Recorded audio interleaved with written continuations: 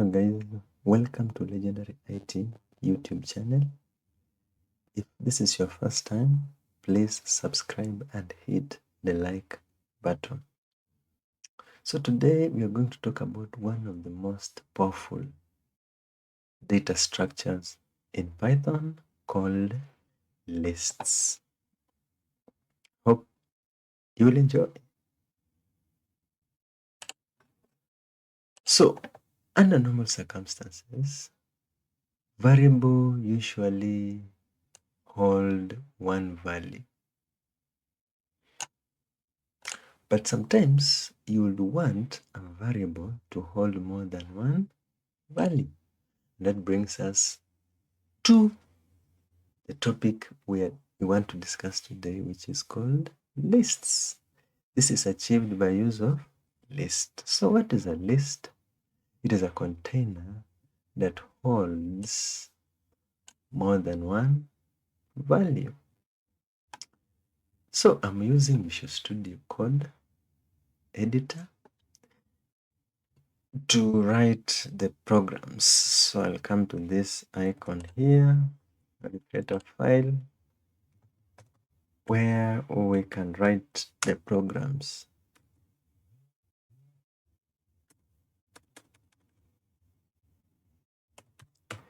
I'll name the file t.py.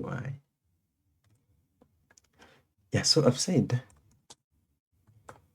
normal variable stores one value. So for example, I have a variable called fruit, and I will store inside a string called mango. That is my one value. But sometimes you would want a variable to store more than one value. Variable to store more than one value. So in this case, we will use what is called list. So this is a syntax of a list here. We have a variable name or list variable name, and then we have square brackets. So let me just put here list variable, and then you have square bracket. So that is the syntax of a list, an empty list. Also, I have a depiction here. So this is how this looks like. You have a list name. This is user defined. You're responsible for creating the list name. Then you have opening bracket. You have comma separated items. And finally, you have a closing bracket. So when we look at this example, you have a normal variable name that you define yourself because it is an identifier. We have assignment operator, and finally we have square bracket that represents a list. So this is an empty list. A list with values. We have also again list variable name. Then we have square bracket opening, square bracket. Before that we had the assignment operator, opening square bracket, item 1, item 2, item 3. We can have more than 3 items. And then we have the closing bracket. So this is a list. So when we come here, so this is a normal variable. Next, let's have a list variable. So list variable, first thing you start with, you must start with the variable list name. In this case, I will say fruit. I'll just use the same one. Then you must assign equal sign there. This is assignment operator. And then you have the square bracket. So you say the list variable allows you to store more than one value in a variable. So I will say I want to store the mango again, orange, again apple, banana. Then I'll save the file. The shortcut is Control S to save your file. So this is my list variable and this is my normal variable. So they're same thing, but now when it comes to values, normal variable stores one value, but list variable stores more than one value. So that is the difference between a normal list and a list variable. So let's display these items. So to display them, we'll use the print function, which is used to display values. I will write the variable name. I will come again and write the variable name and then save the file. That is Control S. So this is my normal variable. It has stored one value, and this is my list variable. It has stored more than one value by the help of square brackets, opening and closing square brackets. Now it is time to run the file. So how do we go about it? We will use command prompt to run the file. Yeah, so this is my command prompt. So I want to navigate to this directory where my programs are in. It is called YTS. So the first thing I will do,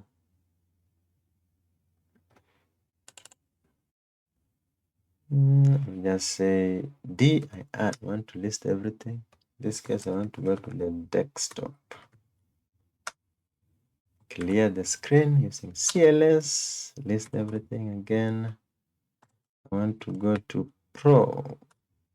Clear the screen. Pro is my folder which has everything.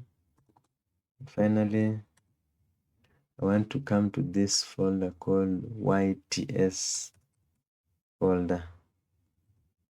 As you can see, it is here, YTS folder. So I'll use CD command, then YTS, press enter, clear the screen, list everything. So from this point, I want to come to Python folder. How do we go about it?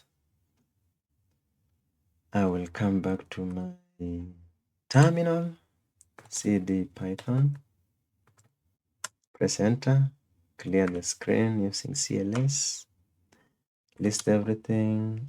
I can see I have a list file folder there, because I have dir flag or switch in front of it.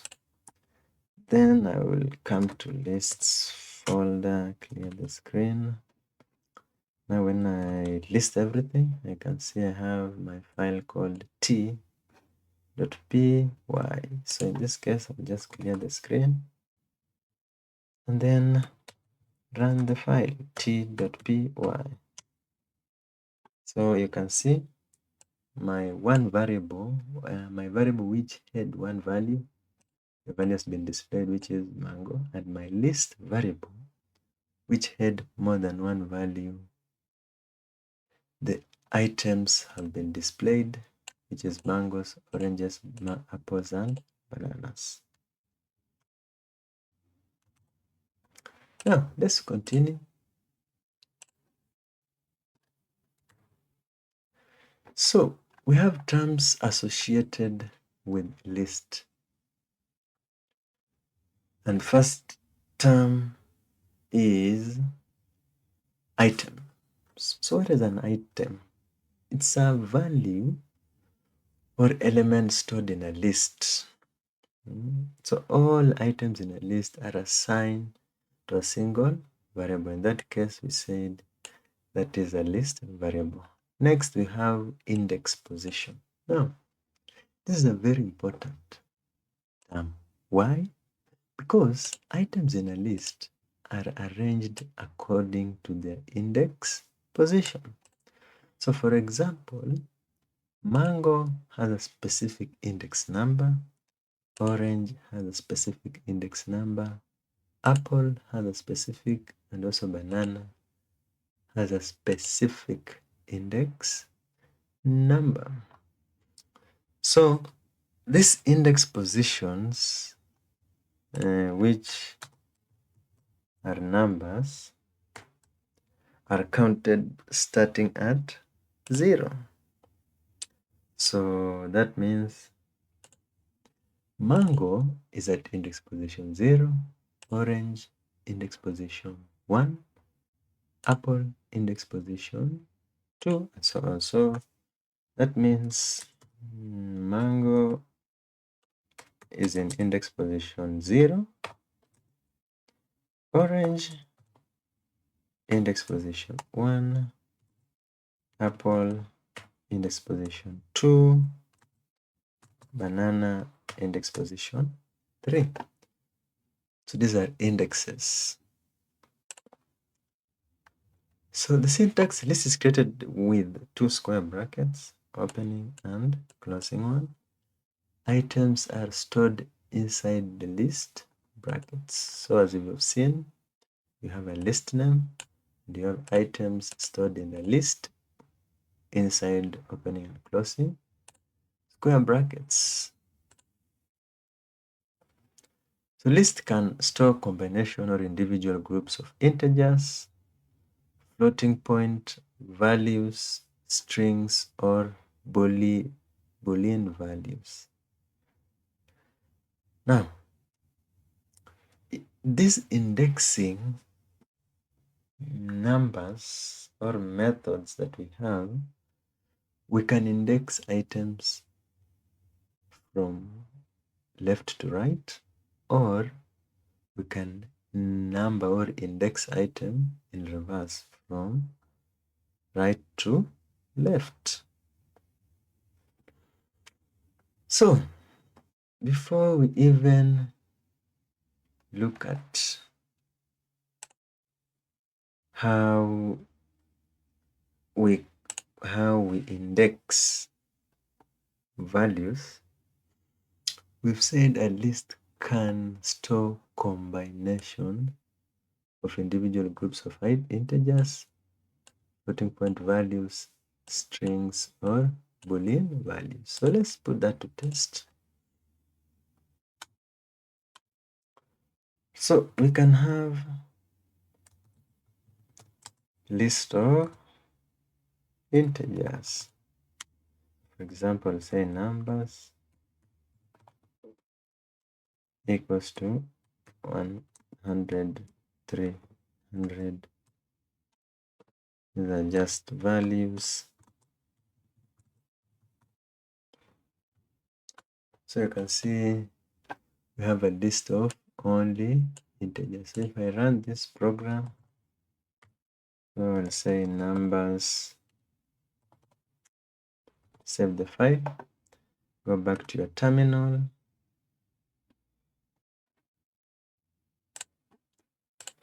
I type python t.py. So you can see we have a list of integers only.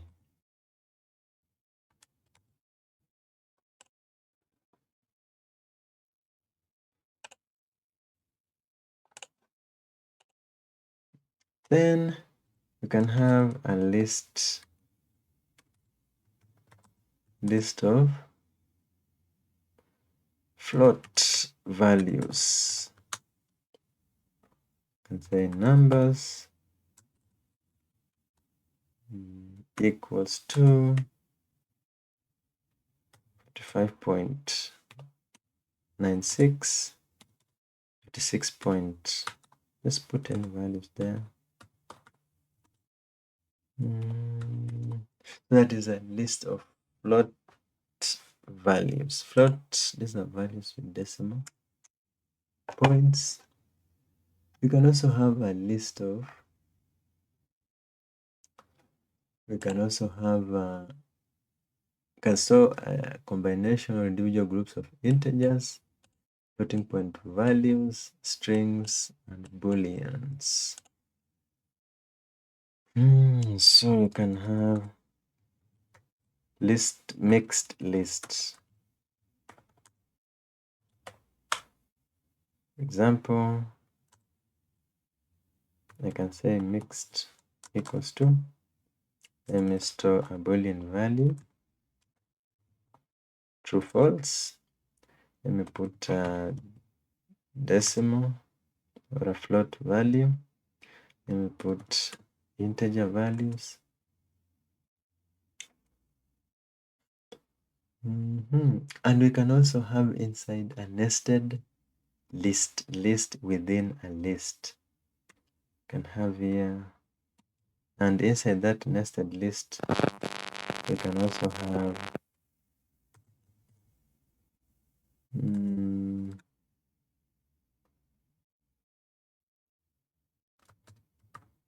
we can also have a string.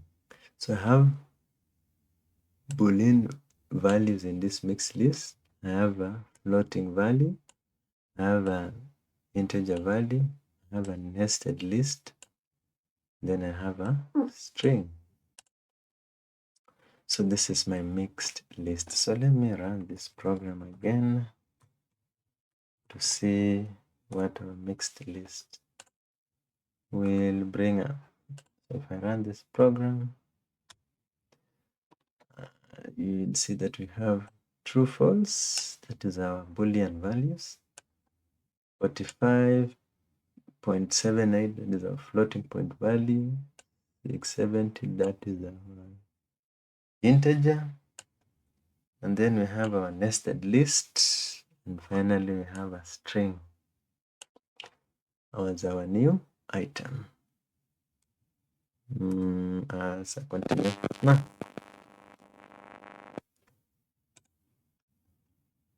we have the indexing methods. So indexing methods, one of the functionalities of indexing method is to allow us to retrieve values, edit or delete an item from a list.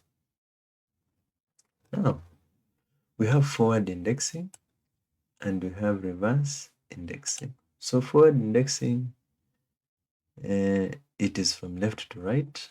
Reverse indexing, it is from right to left. Now, let's use forward indexing to retrieve item from a list. So let's come to the list. Now let's start with the first list items here. When you look at this list, we have fruits, mangoes, oranges, apples, and bananas. Now we want to, so we have assigned forward indexing, which is mangoes has index position 0, orange index position 1, apple index position 2, banana index position 3. So how do we retrieve a specific item and display it? Because you've seen that when you run this file, it will just display everything inside this list. So we will utilize the functionality called indexing. And to be specific, we will use forward indexing. The forward indexing allows us to retrieve an individual item from the list. Now, let's say I want to retrieve orange. Orange is in index position 1. What is the syntax for retrieving item from a list? So I'll say retrieved item. So this is my variable. Then in this variable, I'll say from fruits, I want you to give me item fruit number in index position 1. So here, the item in position 1 will be retrieved and stored in this variable called retrieved item. When I run this program this time, I should be able to get my retrieved fruits. I can say retrieved fruit is, or something like that. I just want to have some text on the terminal so that it can assist me to recognize the items that has been removed. So when I return back to my terminal, clear the screen using CLS, and the file, you can see retrieved fruit is orange. Now let me come back. So you've seen that we can use the index position to retrieve any item from the list. So let me use indexing, but this time I use reverse indexing. So reverse indexing uses negative values. So for example, and it is from right to left. So banana will have index position -1, apple will have index position -2, orange will have index position -3, mango will have index position -4. Let's say I want to retrieve banana. Using forward indexing, it will be at index position 3, but using negative indexing, it will be at index position -1. So in this case, I would say, so this retrieved fruit -1. So -1 is banana, 1 is orange. So negative indexing does not start from 0.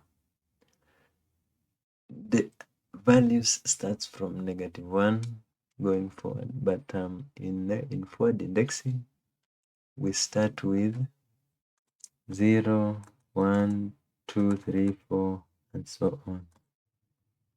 But in reverse indexing, we use -1, -2, -3, -4, and so on. So that's the difference between forward and reverse indexing. Forward uses positive values, reverse indexing uses negative values.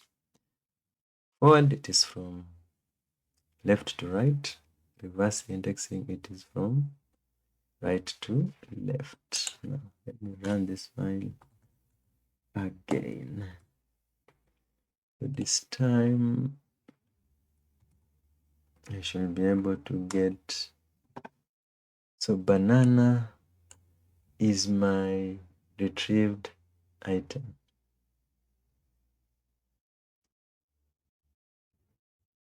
And in that case, it is the last item. So you've seen you can use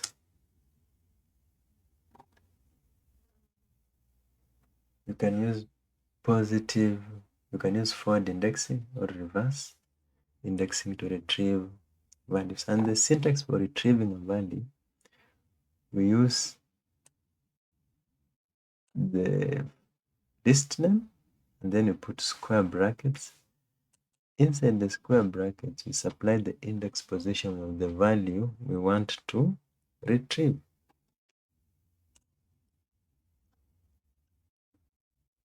Now, so we can also use reverse indexing to retrieve item from a list, that is -1, -2, -3. We've seen that. Also, we can modify a list. How is it possible to modify a list? Because a list is it is mutable, meaning it can be modified. Unlike some other data structures which are immutable, example is a tuple. You cannot change items in a tuple once they're created or added to a tuple. But in a list, so a tuple is mutable while a list is mutable. Mutable means you can edit an item once it is inside the list. So in this case, let's come and try to do some editing from this other list. You can just comment everything in this file. From this, I'll use multiple line comment. So let's say I have my fruits: mango, banana, orange. That is my list. So let's say I want to edit in fruit, edit banana. In that place, yeah, and then I put apple.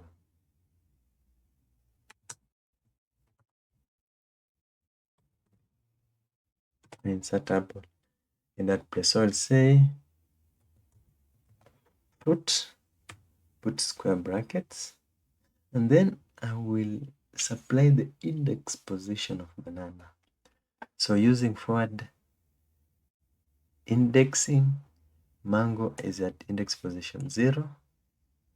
Banana, it is at index position 1. I'll come inside these two square brackets, put 1. Outside, I'll supply assignment operator, and then I'll put the value that should be in that place. This case is apple. Click at the end. So I want to display my list, which is fruits. So when I run this file this time, oops, I have a problem. Did you mean fruits? Oh, all right. So my list is fruits. The name of my list. So when I run this file again, you can see we have apple in place of banana. So let me print the two so that we can have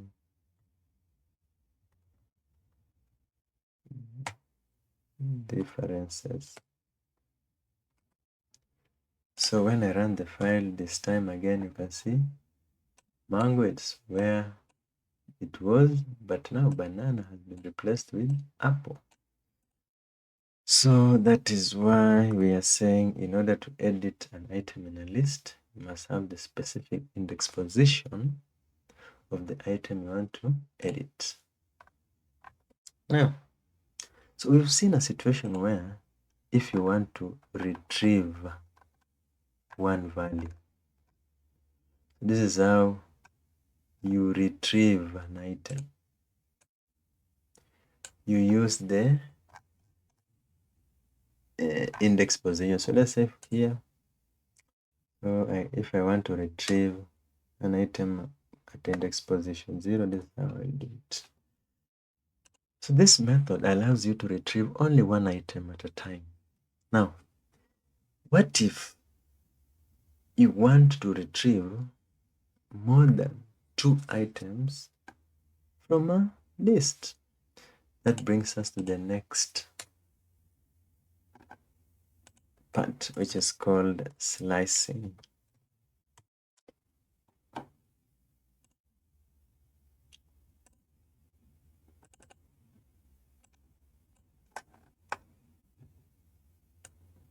So slicing, you must have the list name like the others. In order to retrieve an item, you must have a list name. In order to edit an item, you must use the list item. Now, if you want to do slicing, when you use the list item, the list name, inside the square bracket, you should be having these several values. You have the start value or the start index, stop index, so that will slice from start to stop index. And then you have the step. Step allows you to retrieve item in a certain sequence. So here we have slicing. This is where part of a list is extracted by specifying index range along with the colon. So for example, I have the list name, I have the start index, stop index, then step index. Let's put this to test. I'll use this fruits. I'll come and say numbers. Just create a new list.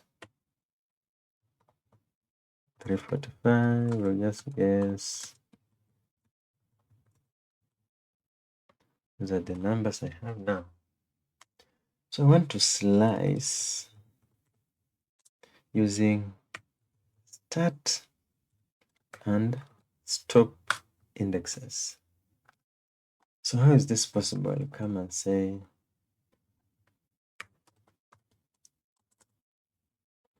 I'll supply the list name and then put square bracket.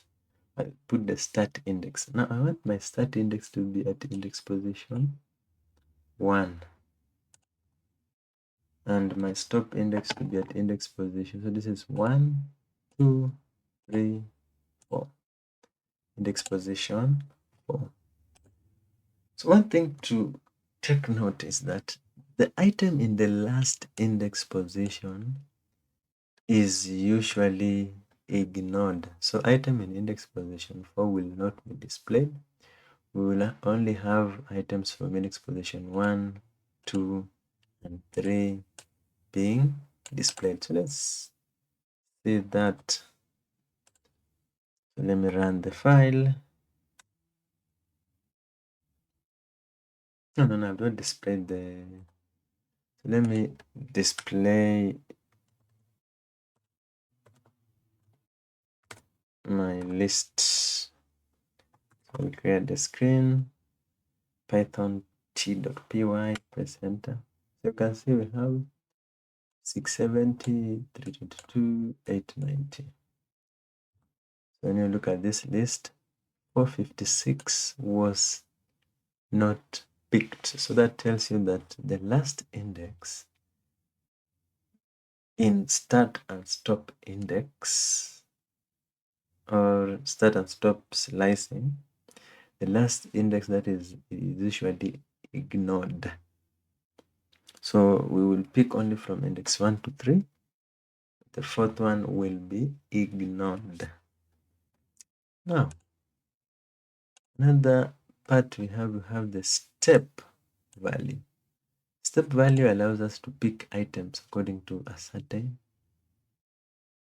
sequence. So I'll come and say steps, and then I'll say numbers. I'll start from index 0 to 5, but I want to skip 2.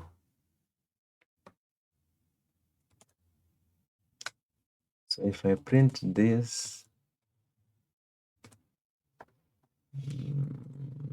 so let me run the file.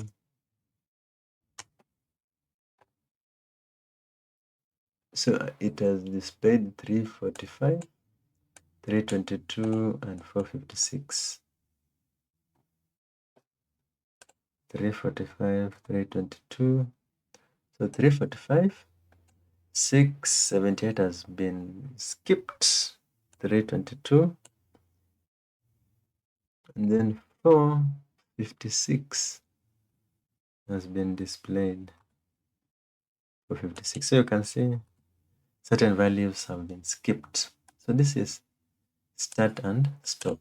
One thing to note in start and stop, the last index, this is index position 4, will be ignored. Start, stop, and step. It will display values from index 0 to 4, but skipping with 2. Again, in this situation where we have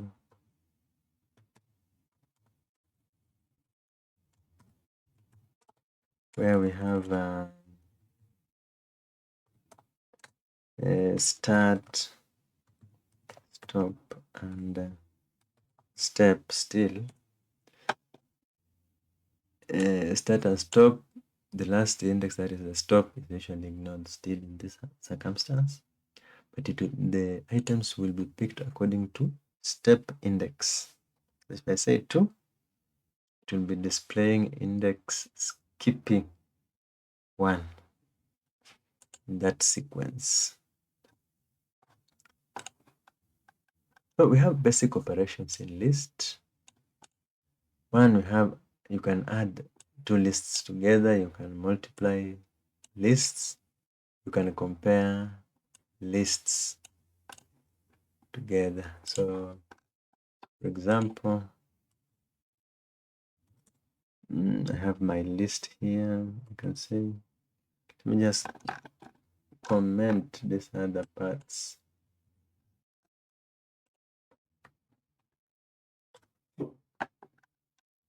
So we have my list here.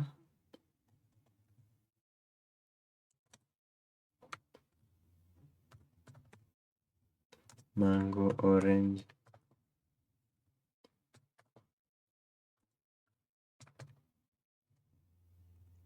it's my fruits, vegetables.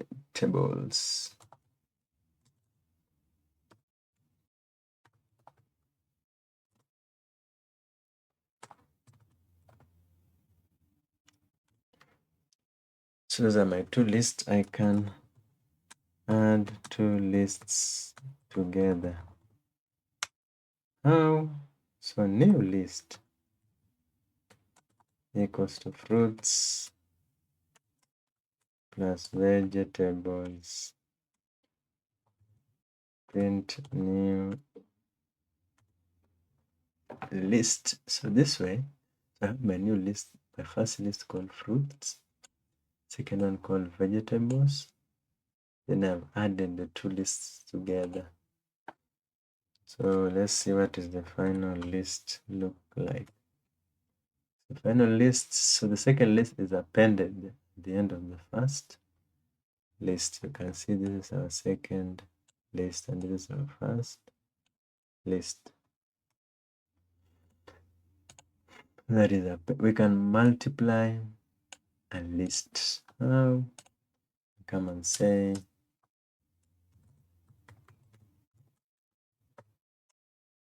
so my list, it's I, it has values 1, 4, 6, new equals to I multiplied by 5.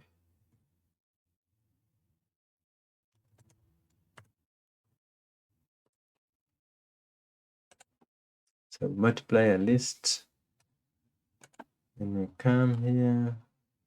So you can see I have 1, 2, 3, 8. The same list, it's been multiplied 5 times. And then you can apply equal operator. That's a comparison operator. Test to see if they're equal. I can have my first list called J, 1, 2, 6. My second list called F, 9, 4, 1. Then I can use if J equals to F. Print equal. So they'll be compared, and the outcome or the result of evaluation or comparison is usually a Boolean value. So if it is true, we will see equal. Otherwise, we shall see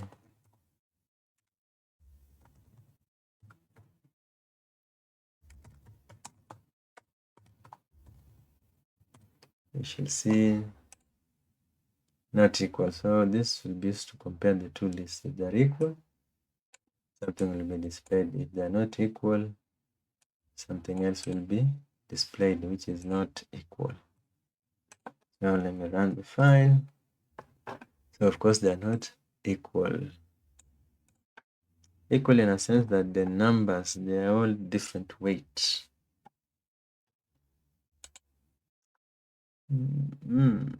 So also we have a list function which can be used to create a list. It is a built-in function which assists you in creating a list. So in this case,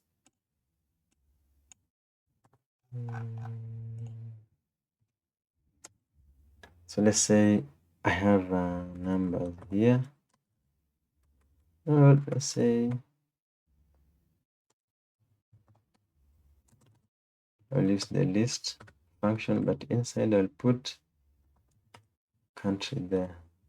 So this string will be broken down into single characters and stored inside the list.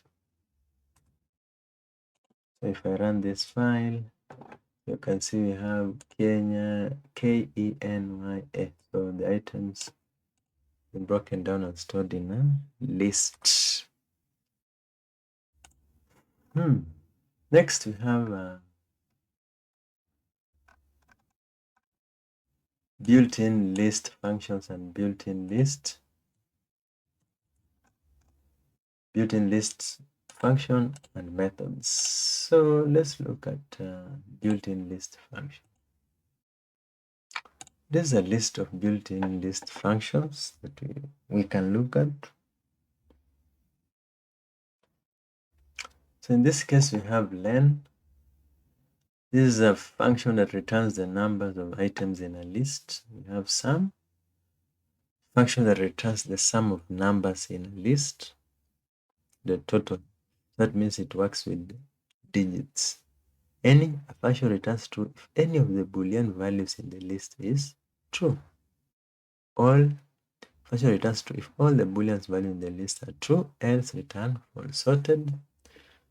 This is a function that returns a modified copy of the list while leaving the original list untouched.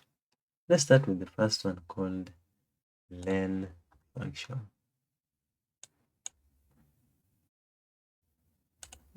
So I have my list. So let me come and comment. So I have my list.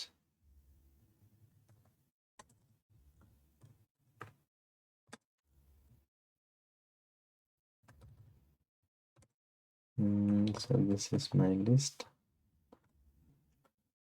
So if I want to count total item, I'll come and say len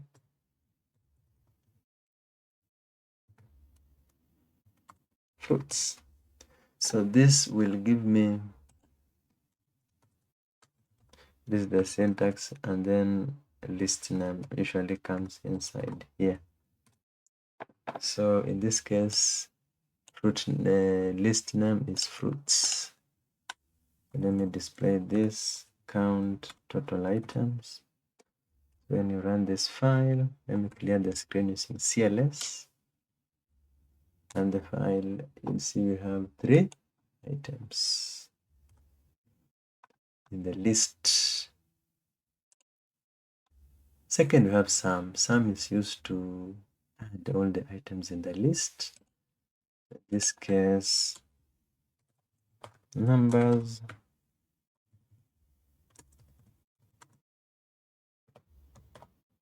These are my numbers. Add all. I'll say sum numbers. Again, here we have sum and then list name. So sum will take all the items in the list, add them together. Save the file, come and run the file. The total value is 2084. That is sum. Any function returns true if any of the Boolean values in the list is true. For example,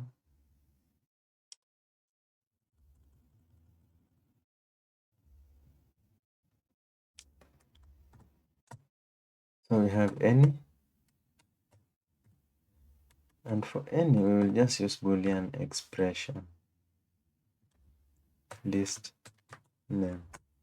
So while using function, you've noticed that we put the list name inside the brackets. That's the difference between a function and a method. We'll look at the method later. Function, you put the list name inside the brackets of a function.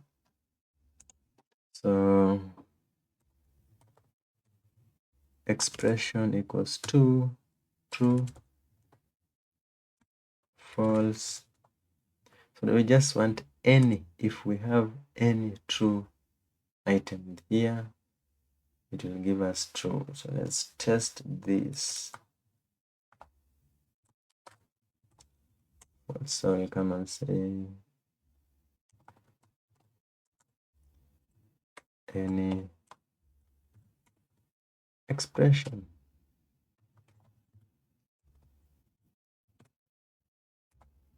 Let me run the file. So we have any. We have one. We have actually two true Boolean values here. So in that case, we will get true. But in circumstance we are using all, it means all the Boolean values must be true.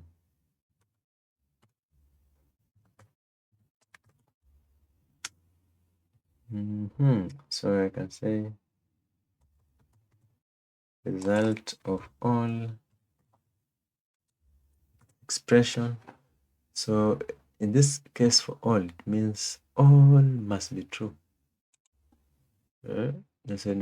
Function returns true if all the Boolean values in the list are true, else return false. So here we expect false because we have some false Boolean values here. So let me run this. First of all, clear the screen with CLS, run the file, we get false.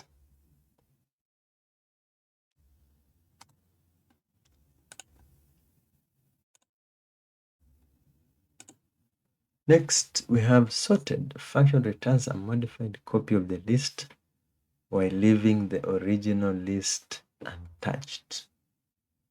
So it returns a modified copy of the list while leaving the original list untouched.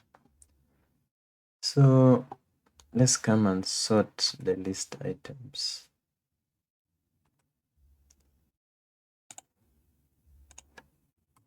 It will just modify the copy of the list. It is called sorted. Then we'll put the list name inside the bracket. So let me have a new list called numbers. So just repurpose. Just come and pick one of these here.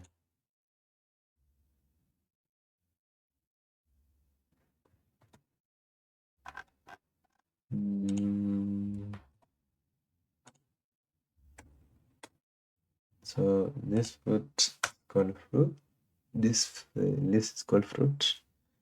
Say rearrange.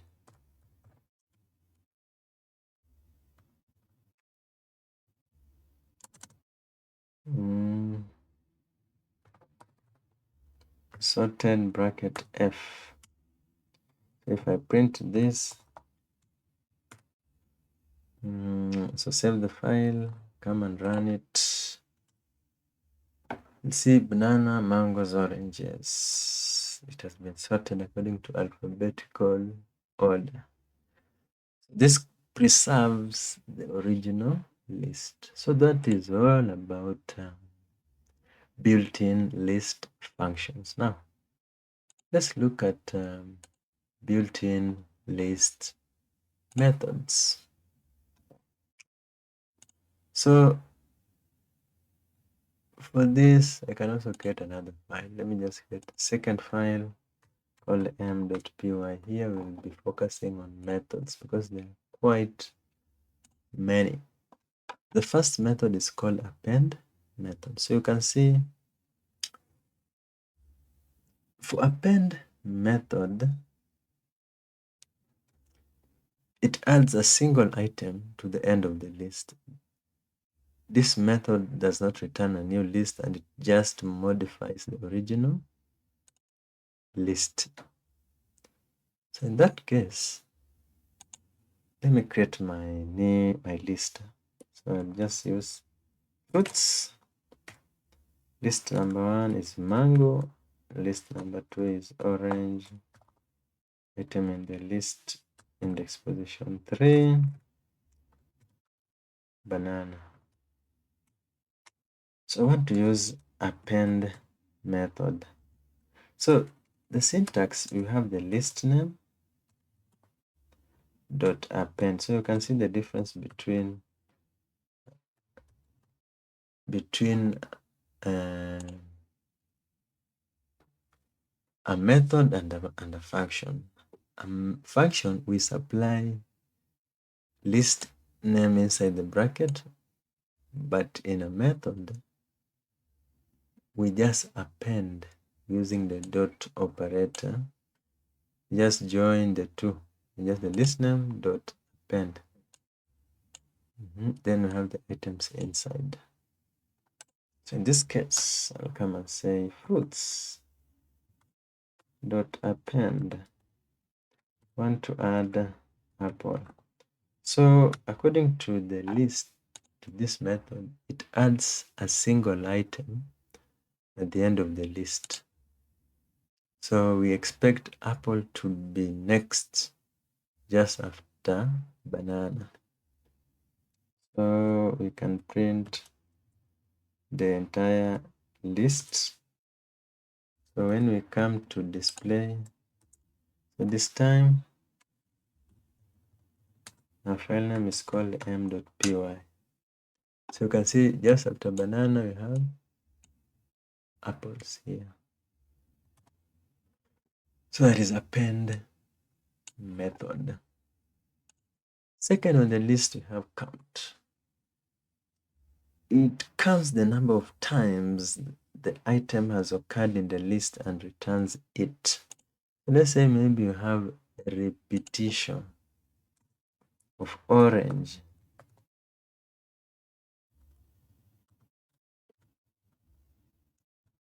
You have a repetition of orange. We can use count to count how many times the item orange has occurred in the list. List name dot count. Then we put the item. I want to count how many times it has occurred in the list. Dot count. I want to find out how many times orange has occurred in the list. So save the file, come and run the file. So when I run, one thing I've not done, oh no,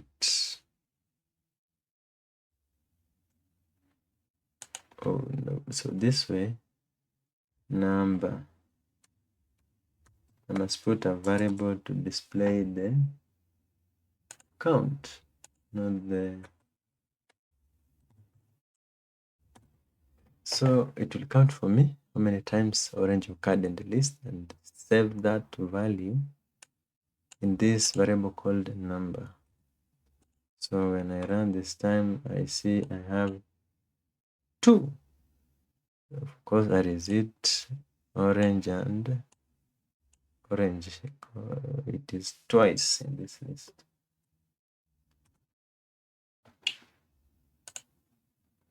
Then you have insert. The insert method inserts the item at the given index, shifting items to the right. That is insert method. So the syntax, you have the list, insert, the index, and the item you want to insert. So it will shift the item to the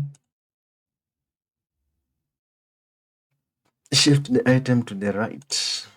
So we have list name dot insert, then you have the index position, and then you have the item. That is the syntax. So we will say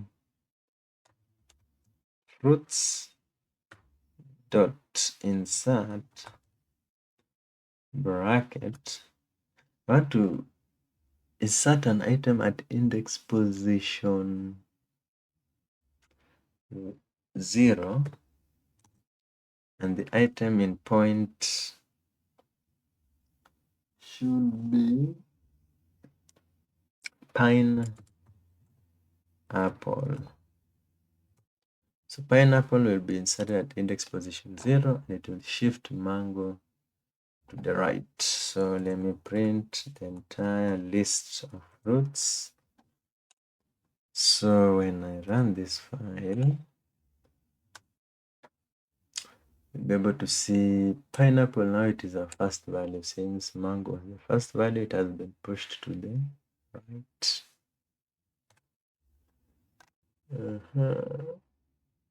Next on the list, we have extend. The extend method adds the item in list 2 to the end of the list. We have list 1 dot extend list 2. Yes, like that. So for this, let me say, so I have a list called fruits extend. So in short, I'll have list 1 dot extend list 2. So my list 1 is fruits. So let me create vegetable. We have kales,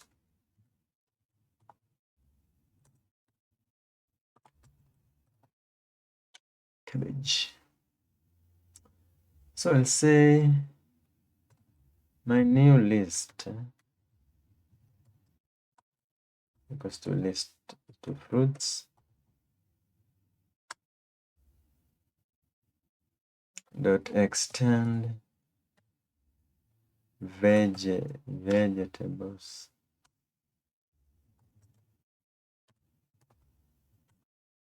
I'll display my new list.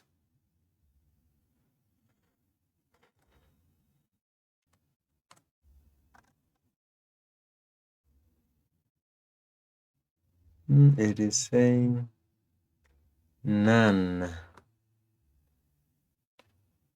Let me see why that is the case. So it adds another list to the end of it.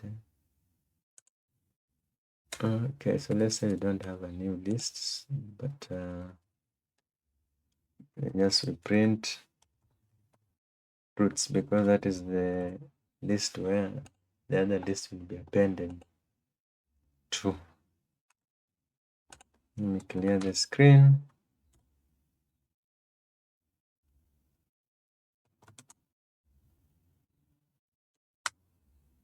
Yep. So we have our items. Then you have the appended list.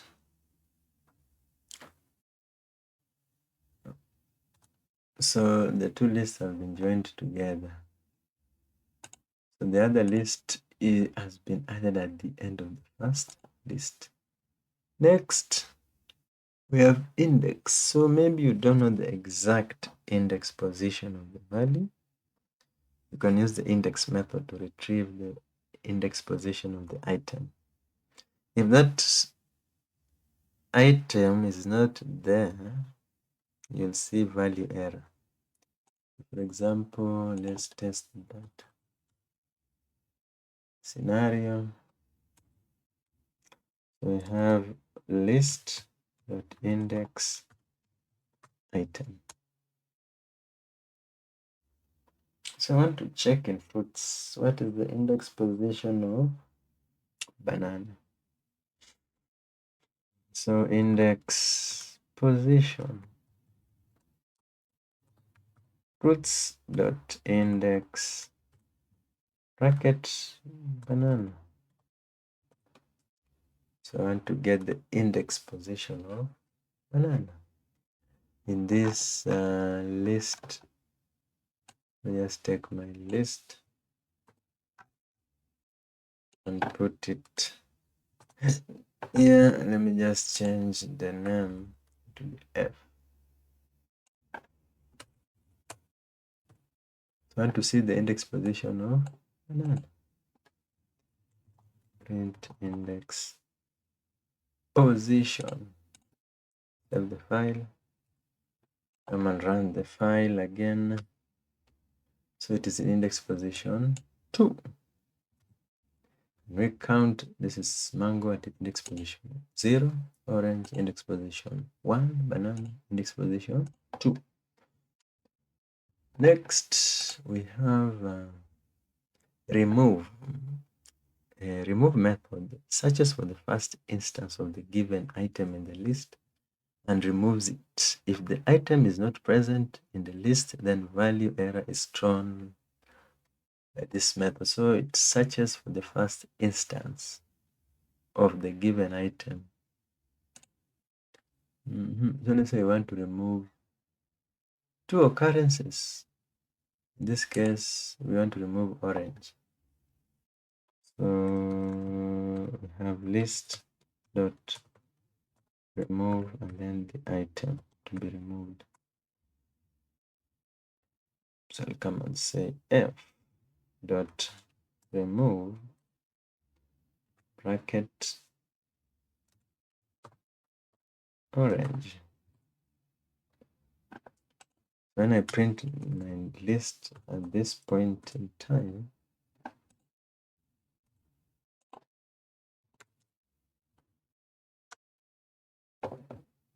one orange has been removed. Now we have the one item remaining. Next, we have sort. Sort method sorts the item in place in the list. This method modifies the original list and it does not return a new list. So it modifies the original. So if you don't want to alter the original list, you use sorted.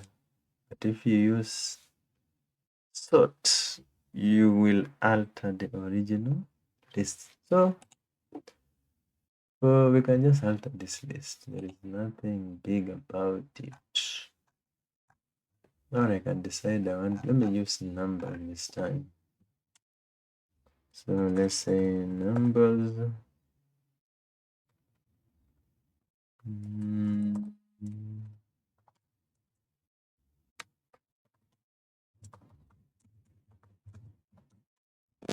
That's my list. Then I want to sort it. Sort method does not accept any argument. Argument is a value you supply inside the brackets. So I'll say numbers dot sort. Let me display my list. Run the file. Has been sorted 432, 543, 567, 890. So it has been sorted. So the original list has been modified. We have reverse. the items in place in the list. This method modifies the original list and it does not return a new list. It reverses the order.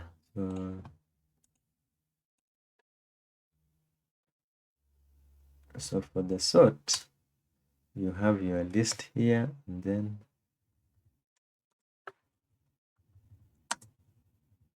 you have the sort method. Then we also have list.reverse. Reverses the order of the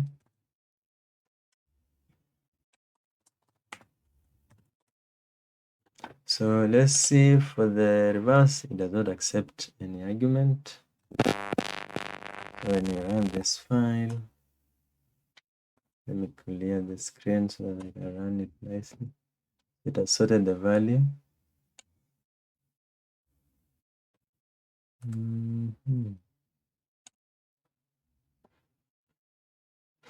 It has reversed the order of the values. Next and final one, we have the pop method. Now, pop is different from remove, but they do the same thing. They remove the item in the list.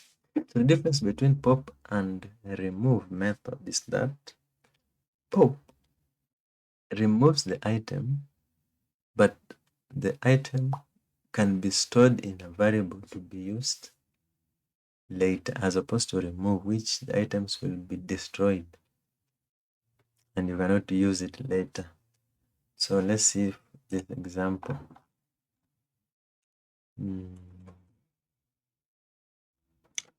So in this example, I'll use still numbers. I'll come and say, now pop removes the last item by default, but you can supply the index item also of the item to be removed. So list.pop, have this one. This one removes last item by default. For example, let me pick this number again. Let's use this here. It's called n.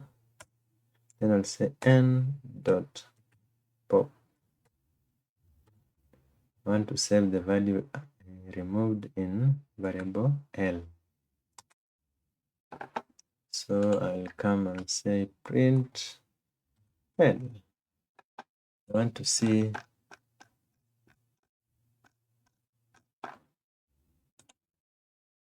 let me comment this part so that start afresh. So when I run this file, I get 432 has been removed. So 432, it is the last item in the list. Now, so if I want to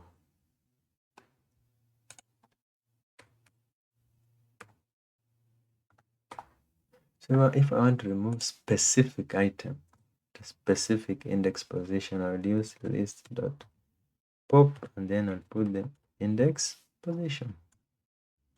So I'll say n equals to no, let me just use w equals to n dot pop, but this time I want to remove item index position 0 and stores it in a variable m. So if I display w, save the file, come and run it, you see it has retrieved item at a specified index position. So that is it for list. As we've seen, list, it's used to store more than one value as opposed to normal variable. Items in a list are stored according to index position. First item being at index position 0, last item 0, continuing that way, 0, 1, 2, 3 to the last item. We have two methods of accessing items or retrieving items from a list. We can use forward indexing or reverse indexing to retrieve items. Forward indexing, we have positive values. Reverse indexing, we have negative values. And forward indexing, it is from left to right. Reverse indexing, it is from right to left. We have seen how to retrieve items in a list. We use list name and then the square brackets inside, you supply the index position. We've seen also how to slice items. Use the start and stop index. We also have step index to retrieve values according to a certain index. We've seen basic operations where you can add two lists, you can multiply lists, you can compare lists together. And we ended that with the list built-in functions, list built-in methods. So for the function, we saw we have len function, which is used to count number of items in the list. Sum adds the items. Any returns true if all the Boolean values are true, and all returns true if all the Boolean values are true, and false if one is not true. Sorted returns a modified copy of the list. We also finished this with the methods. And for the methods, we had append, count, insert, extend, index, remove, sort, reverse, and pop. So having said that and do all that, that is the fundamentals. But to actually understand what this is all about, you have to go through it again, do some practice. I will be creating other advanced data structures that come into place when lists have failed. So we have list tuple, sets, and dictionaries that we'll look at. So in circumstances where list, tuple, sets, and dictionary have failed, what are some of the other advanced structures we can use in place? So thank you for watching. You can subscribe and leave the like button. Also, you can leave a comment for the future tutorials you would want to see. See you next time.